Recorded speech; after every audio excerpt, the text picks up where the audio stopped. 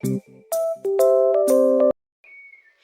PPKI tanggal 18 Agustus 1945 dilaksanakan di Gedung Cup Sangi, In Jalan Penjambon. Dimulai, saya dan Bung Hatta berencana menambah 9 anggota baru PPKI. 3 di antaranya berasal dari golongan muda, yakni Sukarni, Chairul Saleh, dan Wikana.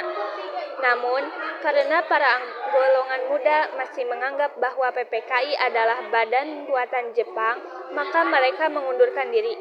Oleh karena itu, 6 anggota baru kita yaitu Wirana Kusuma, Ki Hajar Dewantara, Mr. Kasman, Sayuti Melik, Mr. Kasuma Umantri, dan Mr. Ahmad Subardjo.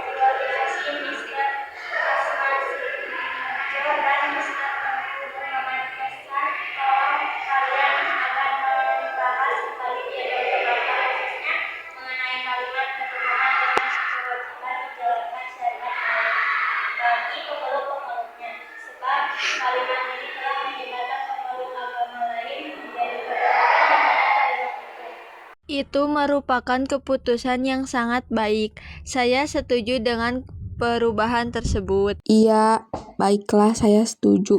Bagaimana dengan yang lainnya? Bagaimana dengan kalimat ketuhanan yang Maha Esa? Ya, baiklah, saya setuju. Bagaimana dengan yang lainnya? Saya setuju dengan kalimat itu.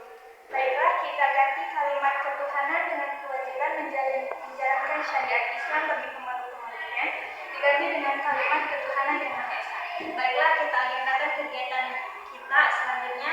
Sekarang, mari kita membahas pasal-pasal dalam rancangan Undang-Undang Dasar. Bagaimana jika perubahan UUD 1945 ini ditetapkan sebagai dasar negara Indonesia? Saya setuju Mr. Kasman karena dapat dilihat bahwa isinya sesuai dengan kepribadian bangsa kita. Ini saatnya untuk menetapkan Undang-Undang Dasar Negara Republik Indonesia yang di dalamnya memuat Pancasila sebagai dasar negara Indonesia.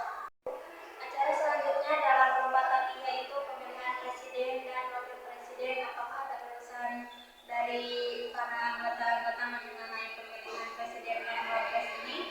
Saya ingin mengajukan usulan. Menurut saya, pemilihan presiden dan wapres sebaiknya dilakukan secara aklimasi.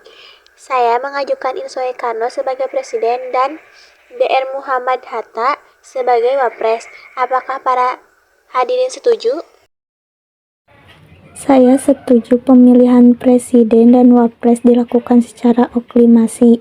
Saya juga setuju karena menurut saya dan lainnya bahwa ketokohan 2 orang ini tidak ada bandingannya.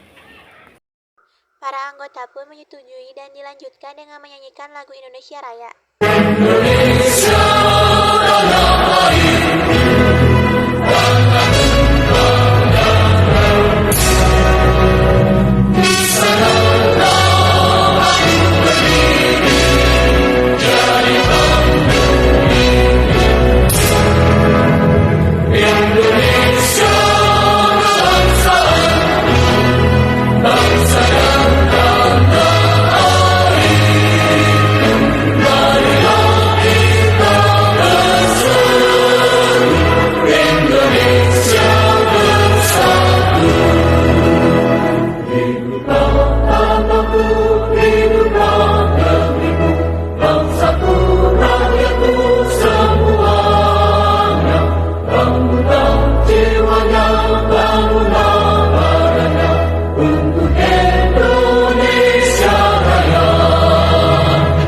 Karena masih ada waktu, bagaimana kita melanjutkan dengan perundingan untuk membentuk sebuah komite nasional untuk membantu presiden selama Majelis Permusyawaratan Rakyat dan Dewan Perwakilan Rakyat belum terbentuk. Bagaimana?